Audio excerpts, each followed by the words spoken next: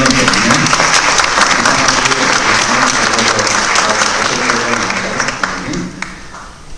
Takže ešte do tretice by som poprosil pána Miloša Slávika, ktorý je dlhoročným železničiarom a teda aj pamätníkom železníc, to, čo sa udialo na kolejniciach po našej republike, či už v československých kolejniciach, ktoré on ešte zažil, a teraz slovenských. Nech sa páči, pán Slávik.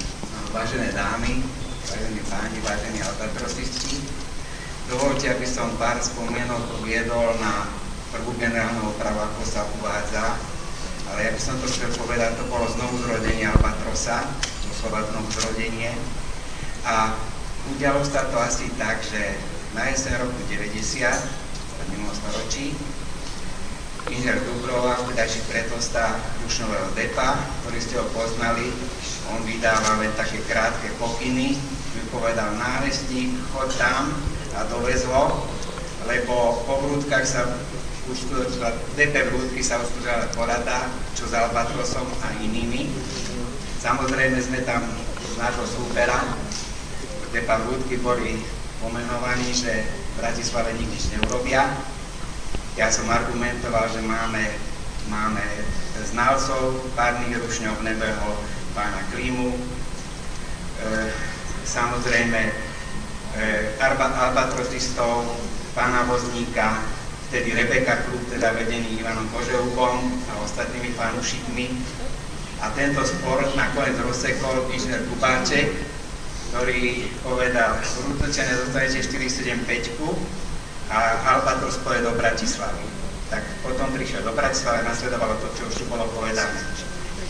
Ja by som ešte jednu takú príhodu z histórie Albatrosu uviedol, ktorú som si tento rok podrobne naštudoval. Historické pramene uvádzajú, že dizajn Albatrosu robil akademický maliar Vilém Krajvík, ktorý vlastne dostal nebývalý postup, pretože on ako dizajner navrhol najskôr dizajn tejto lokomotívy, aj nulkové Albatrosu, aby som teda, respektíve najskôr nulkového a potom jednotkového Albatrosa.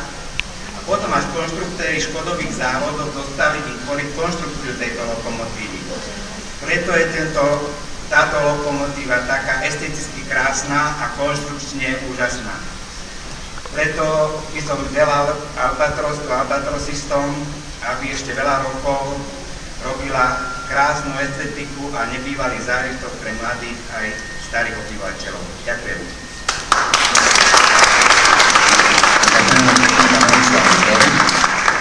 Teraz ako sme slúbili, že vyvrcholním toho dnešného dňa je krst knihy, takže poprosím pána Michala a pána Jaroslava Berešovcov. Pán Jaroslav, ktorý je teda predsedom zároveň Albatros klubu, a brat Michal. Takže ukážeme, akú publikáciu ideme krstiť najskôr. Takže tu na tejto publikácii sa naozaj všetko nachádza, to, čo sme niečo do toho načrli, niektoré zaujímavé veci, ale veľmi podrobne tu máte napísané skutočne od tých koreňov od roku 1949, keď sa začali pripravovať výroby týchto strojov, až po ten dnešný deň, po tú 60-ku, a samozrejme všetky akcie sú tam spomnuté, priebehy tých generálnych oprav, všetko, čo majú za sebou, tie jazdy nostalgické, 111, viac ako 35 000 kilometrov prešli a chodia do zahraničia a podobne. Takže nie do hlavy moje, opatrne, sa vždy mierí. Takže toto dáme Michalovi a Jaroslav to poprostí radšej hore, aby som nemusel pracovať ako lekár. Musí vystrojiť, ináč nebude krstiť. Povrkaj.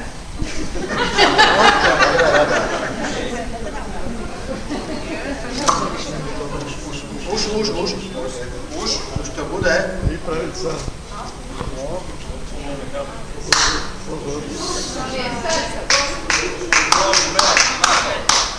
No, môžete pozbudzovať, jasné.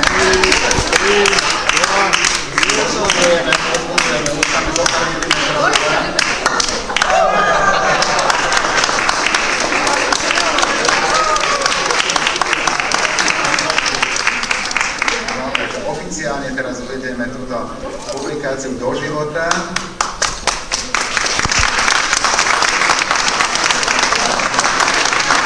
Nedostačí, takto vypijeme. Po krstine stačí málo, aj krstov sa dáva málo. Ale ako krstní rodičia vždy hovoria ešte teda, že čo želajú nielen tej publikácii Albatrosu do ďalších rokov. Ja som povedal, že vy ste pripravili Albatrosu ďalšie roky veľmi pestré na týchto kolanice, že zďaleka nepôjde do dôchodku, tie 62 do dôchodku. Takže čo želáte ako krstní rodičia? Ďalej Albatrosu?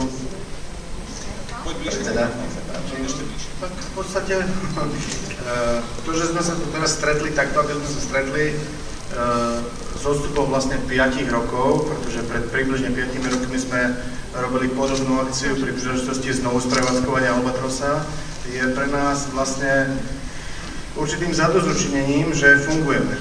A chceme fungovať aj do budúcnosti a chceme, tak ako rád spomenul, vlastne byť na jednej strane prínosom pre železničné subjekty a takým tým prirodzeným prínosom v podobe chodiaceho billboardu, ktorý reprezentuje spoločnosti všetky železničné a chceme, aby nás zároveň aj podporovali tieto spoločnosti železničné, takže vlastne a dúfame, že keďže tu sú aj zástupcovia, tak aj do budúcnosti sa budeme tešiť minimálne takej podpore, aká nám bola dávaná do týchto čias. Takže toľko. Ďakujem pekne. Michal, takisto druhý krstný otec, tiež nejaké želanie treba? Myslím, že bolo povedané strašne veľa, ale ja si dovolím doplniť ešte jednu informáciu, ktorá tu dneska nezaznela, že Albatros tu je najviac o Albatrose, ale možno niektorí z vás nevedia, že Albatros tu je aj o iných vozidlách. Našou veľkou ambíciou, ktorá síce nie je o tejto brožúre ani o tejto akcii, je okrem iného znovu sprevádzkovať historický autobus RTO Lux, ktorý máme už niekoľko rokov a kúpili sme vo telovýchovnej jednotky Liptovský Jan. A toto je zároveň výzva, že aby sme možno nejakým spôsobom do budúcnosti považovali toto z tejto akcie okrem iných odkazov za odkaz, že dajme si úlohu spoločne a zvládnime to, lebo ten autobus je veľmi krásna vec a veríme tomu, že nám to vyjde. Ďakujem pekne. Možno aj trošku ako týždeň skončí. Ja by som napríklad vyzval všetky železničné spoločnosti a sponzorov, že ak budú ozaj tak prispievať, že všetko vám vyjde, že od tých 5 rokov budete mať také vlasy ako brat Jaroslav teraz. To by bola taká dobrá stávka. Ja musím povedať pri tejto príležitosti, že môj brat Michal mal krajšie vlasy ako ja, lebo ja to mám podľa mojej mamičky len také oprchy. A Michal mal krásne vlasy, naozaj ten cop bol hrubý. Ale on sa potom, že vraj mu vedenie povedalo, že to je neprimerané, že to sa tak nedá a preto sa dalo ostrihať. Ja mu to doteraz neviem zabudnúť. A teraz v rámci stávky tam môže byť. Ako sa budú stať železničné spoločnosti a sponzory. Ďakujem veľmi pekne, takže krst máme za sebou. Ešte predtým, ako úplne skončí táto oficiálna časť, si dovolím vám pripomenúť niektoré ďalšie akcie, ktoré teraz budú nasledovať. Napríklad zajtra, 29. to bude narodeninová jazda po bratislavských spojkách s Albatrosom pre verejnosť. Potom od 29. novembra niekoľko mesiacov tematická výstava Albatros tu v Dopravnom múzeu, ako vidíte, si môžete potom pozrieť. Od 2. decembra do 5. decembra výstava Albatrosa na 6. peróne Bratislava hlavné a 6.12., ako sme spomínali, tradičná mikulášska jazda do Trenčína. V týchto chvíľach máme pre vás ešte jedno príjemné prekvapenie, pretože členovia Bratislava Hot Orchestra sú pripravení, aby vás teraz na úvod prekvapili. Samozrejme, mala by to byť taká tematika železničná. Ja ešte predtým, ako to ohlásim, pozývam vás samozrejme všetkých, ktorí organizovali toto podujatie, organizátorov do zadnej časti potom múzea, to je asi takých 100 metrov, kde je pre vás pripravený raut a možnosť na ďalšie rozprávanie v takej uvoľnenej atmosfére. To, čo ste začali vo vlaku, si teraz dorozprávate. A samozrejme vám želám pekný zvyšok dnešného dňa, príjemný víkend a ďalšie roky s Albatrosom.